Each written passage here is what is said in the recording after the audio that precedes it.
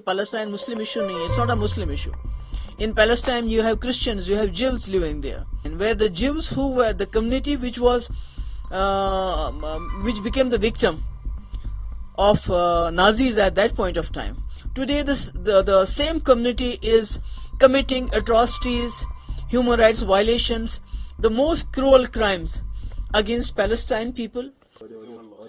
ये तो बहुत अफसोस की बात है कि जो ट्रेजेडी जिव्स के साथ हुई थी हॉलोकॉस्ट में, उनके साथ जो नाजीज ने सलूक किया था, उससे बदतर सलूक आज वही जिव्स पैलेस्टाइन के साथ करते हैं. उस वक्त गैस चैम्बर इस्तेमाल होते थे, आज बॉम्ब्स इस्तेमाल किए जाते हैं, अस्पतालों के ऊपर बॉम्ब गिराए जाते हैं, बच्चे, औरतें, बूढ़े, जवान, सबको कत्ल किया जाता है. It's like a genocide. और अगर आप देखें पूरी दुनिया में जो दहशतगर्दी की सबसे बड़ी वजह है, वो फलस्तीन और इसराइल का जो इश्यू रिजॉल्व नहीं होता है, वो उसकी सबसे बड़ी वजह है. और इसको जितना कंडेम किया जाए, because it's very unfortunate, you know, we have not seen Holocaust, but now we can experience it in Palestine, where the Jews who were the community which became the victim of Nazis at that point of time. Today, the same community is committing atrocities, human rights violations, the most cruel crimes against Palestine people.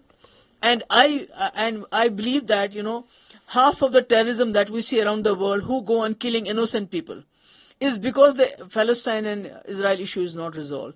और मैं उम्मीद करती हूं कि जो दुनिया अभी तमाशा बन के देख रही है, जिसमें अमेरिका है, बाकी वेस्टर्न कंट्रीज हैं और अरब की कंट्रीज भी, जो ये दावा करते हैं कि हम जो है बहुत ही मुसलमानों का हमारा ख्याल है, हालांकि पैलेस्टाइन मुस्लिम इशू नहीं है. It's not a Muslim issue.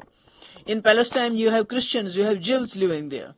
So I hope कि आज जो इंटरनेशनल कम्युनिटी है वो जाग जाए और इस इशू को हमेशा के लिए रिजॉल्व करे, ताकि रोज बरोज जो खून बहाया जा रहा है, जिसमें हमस ने एक अटैक किया, उसको हम कंडेम करते हैं, उसमें भी बच्चे मारे गए, उसमें भी बूढ़े मारे गए, मगर आज जो इसराइल करता है it is state terrorism.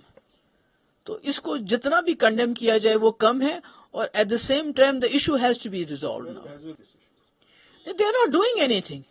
They are going against all the, you know, जो भी यूनाइटेड नेशंस की भी जितने भी लॉज हैं, जितने भी कानून हैं, उसके खिलाफ जा रहे हैं. Because the kind of violation, जिस तरह पानी बंद किया जाता है, बिजली बंद है, फूड सप्लाई बंद है, हर सब कुछ बंद किया हुआ है, और अस्पतालों के ऊपर इस तरह अटैक करना, इससे बड़ी बर्बरता और क्या हो सकती है. मुझे तो अफसोस ये है कि जिन ज्यूज ने खुद देखा हॉलोकॉस्ट में जो उनके साथ सलूक हुआ, गैस चैम्बर में डाल के उनको मार दिया जाता था, आज वही ज्यूज की कम्युनिटी फलस्तीन के साथ उससे भी बदतर सलूक कर रही है.